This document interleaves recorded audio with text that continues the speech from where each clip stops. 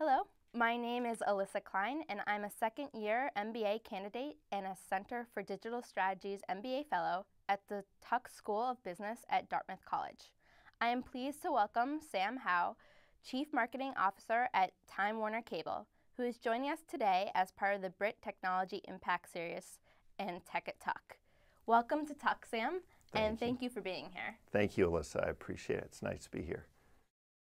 How is Time Warner Cable using social media to market its services?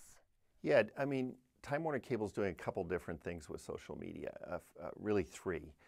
And they span kind of marketing, if we might think promotion to service. So from a pure marketing standpoint, what we're trying to do is get more sort of buzz for the variety of things we do. And I'll give you an example.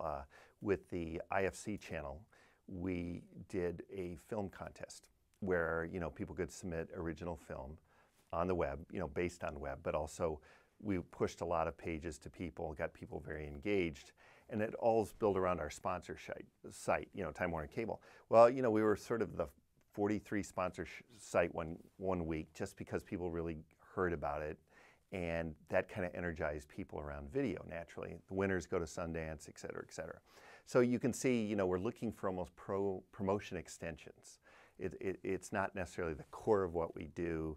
We send video into living rooms, but we don't necessarily make film. But it's a nice way to stimulate a community, if you will.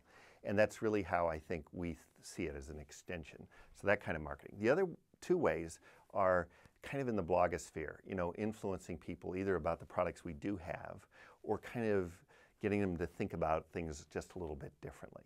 So we have a website called Untangled, and it helps people kind of think about an issue, if you will. It could be around something as esoteric as consumption-based billing. It could be about a new app we've got, things that just kind of make people aware. And we've really had good success with that. Never more than maybe 10, 15,000 hits, but for a day, that can be a biggie in our company, in our space. And the last spot is in care, customer care.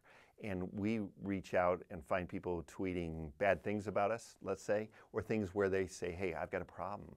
And they're not expecting us to find them, but we have technology. We go out, spider out, try to figure out what's going on in the web space, and then actually directly engage with people and say, I see you're having a problem, can I help you? So social media, yeah, all three are all pretty different in their way. Great. Are social media strategies going to replace traditional advertising tactics? I don't think so. A lot of times, and you might expect somebody coming from traditional media to say that, but what you really start to understand, and I think in business in general, substitution doesn't necessarily happen like overnight. It can. It's something to be studied and worried about. But what we're finding a lot is people who use social media actually spend more time with the core product. So a lot of people worry about video cord cutting, and that I could watch on my PC. But what a lot of people are doing with their PC when they're watching in the living room is obviously talking to other people about what they're watching, or looking at the show site, or just looking at Facebook for a moment, see what's going on, coming back. So we think it's kind of an augmentation to what we do and engaging with people in an augmenting way.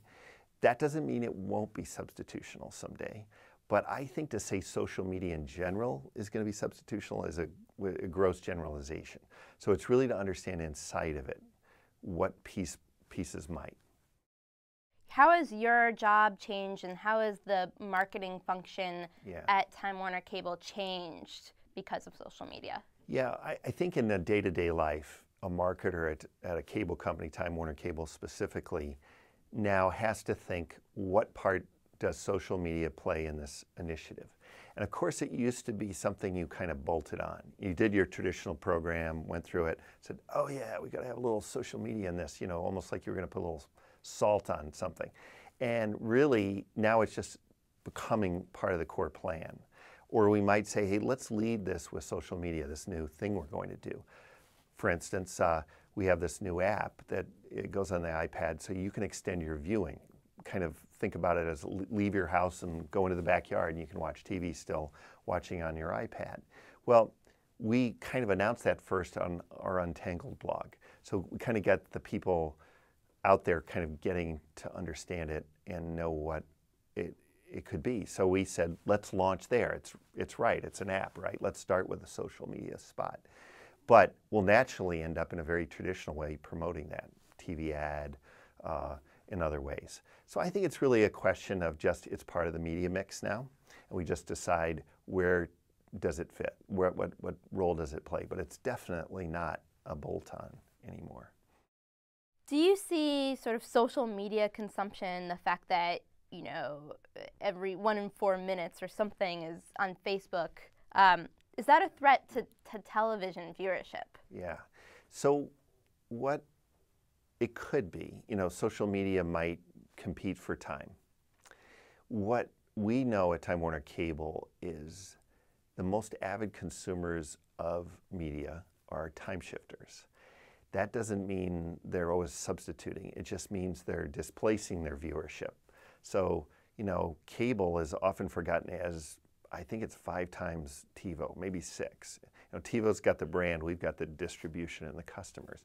And so we're really good at helping people time shift. And I think that social media can help play into that, you know, is help people with time shifting, either be reminded that there's another viewing opportunity, to somehow schedule a program differently or find out about it so that they can do that.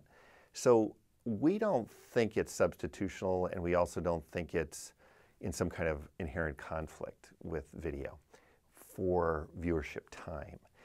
But if you take all these social trends in context, not just social media, people are going to manage their viewership time differently. And that may be inherently a little less time, but first signs are not less time, just different time. And I think that that's the thing that we actually have to help people with. Our brand is about control that's simple and easy. I'm going to help you do that. That's your driver. And so we don't really worry about substitution with these new technologies. We actually think they're going to maintain, if you will, our share of mind, share of time.